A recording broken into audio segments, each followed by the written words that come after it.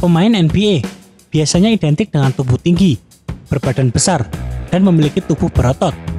Namun bagaimana jadinya jika pemainnya hanya bertinggi 160 cm, berhasil menjadi pemain yang cukup mempunyai karir lama selama 14 musim di NBA?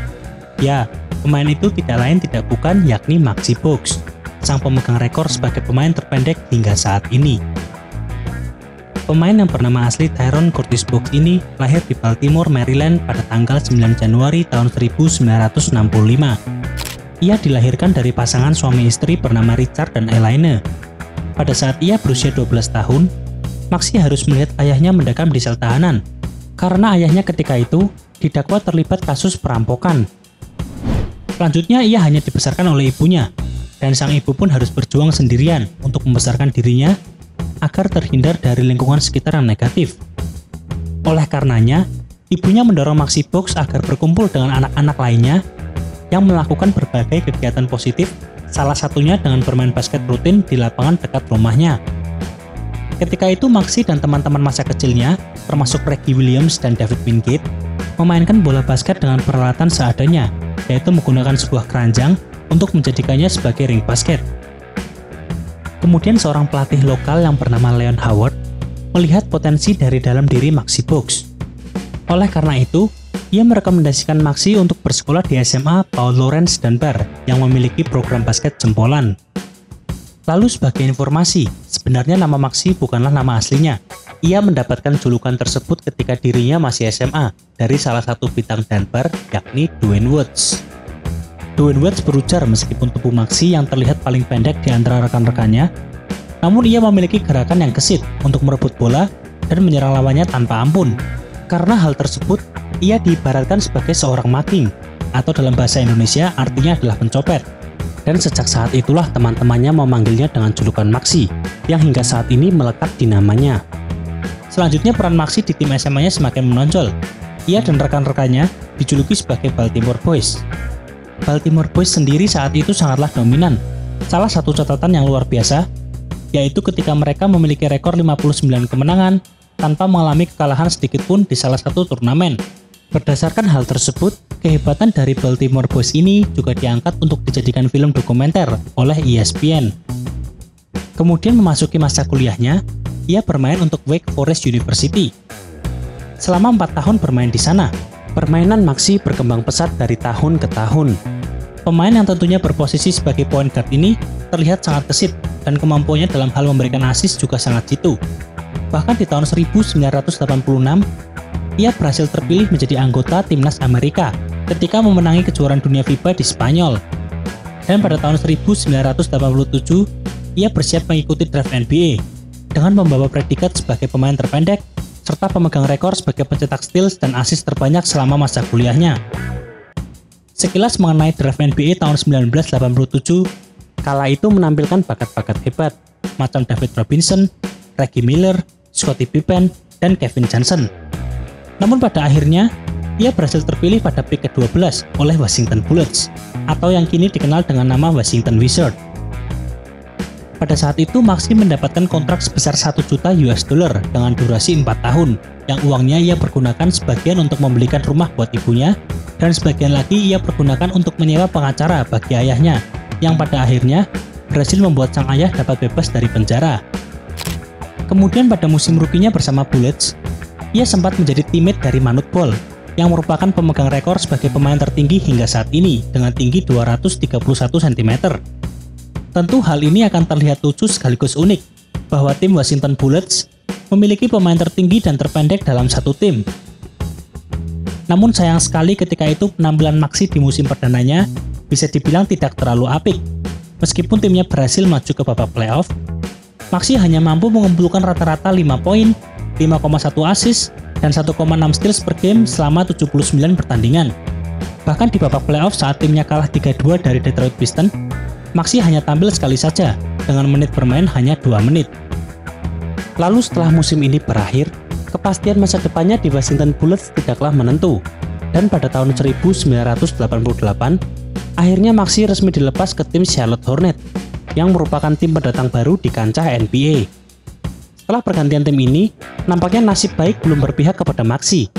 Bahkan lebih parahnya lagi, ia sempat mendapatkan diskriminasi dari pelatihnya, yaitu Dick Harter, yang menyebutnya sebagai pemain jebol. Hal ini tentunya sangat miris, mengingat pelatih seharusnya mampu menjadi orang yang dapat memberikan motivasi kepada para pemainnya. Akan tetapi Dick Harter justru melakukan celaan kepada Maxey. Dan benar saja, selama musim perdananya di Charlotte Hornets, ia hanya bermain sebagai starter sebanyak 21 kali dalam 79 pertandingan, dengan rata-rata mencetak 5,4 poin, 7,8 assist, dan 1,4 steals per game. Lalu beralih ke musim keduanya, pelatih mereka yakni Dick Harter harus diberhentikan dari pekerjaannya di tengah musim. Karena saat itu, beberapa pemain tidak menyukai gayanya, yang cenderung berorientasi pada pertahanan. Serta ditambah lagi penampilan Hornets juga sangat mengecewakan, dengan hanya meraih 8 kemenangan, serta menelan 32 kekalahan. Kemudian posisi Dick Harter digantikan oleh asistennya, yakni Jen Littles. Bersama Jen Littles, Maxey mendapatkan kepercayaan lebih. Bahkan ia berhasil menyelesaikan musim dengan catatan assist yang cukup baik, yakni sebesar 10,7 per game. Meskipun ketika itu penampilan timnya bisa dibilang cukup buruk, karena hanya mampu meraih 19 kemenangan dan menelan 68 kekalahan. Kemudian memasuki musim ketiganya, ternyata Hornets tidak mampu bangkit dari keterpurukan. Mereka hanya mampu menyelesaikan musim dengan rekor 26 kemenangan, serta menelan 56 kekalahan. Selanjutnya dengan hasil yang kurang memuaskan ini, Jen Littles akhirnya dipecat dan digantikan oleh Alan Bristow. Bersama Bristow, Hornets tampil lebih baik. Bahkan pada musim 1992-1993, penampilan mereka cukup meningkat, dengan mengakhiri musim di peringkat kelima, serta berhasil meraih rekor 44 kemenangan dan menelan 38 kekalahan. Yang tentunya dengan hasil ini, berhasil membawa mereka lolos ke babak playoff.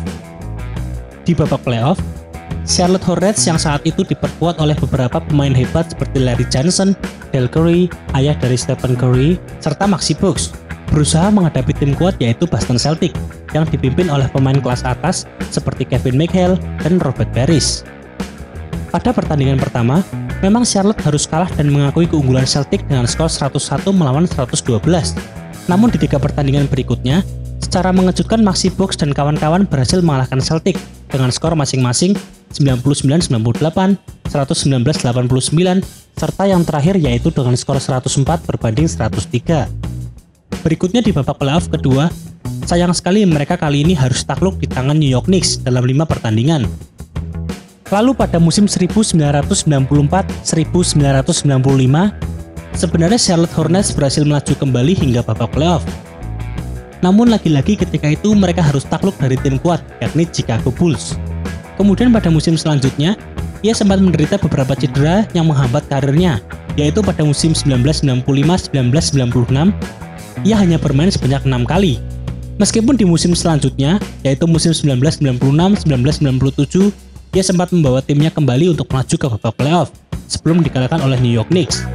Namun sayang sekali di awal musim 1997-1998, Maxey diperdagangkan ke tim Golden State Warriors dan terpaksa harus meninggalkan Hornets, tim yang sudah dibelanya selama kurang lebih 9 tahun.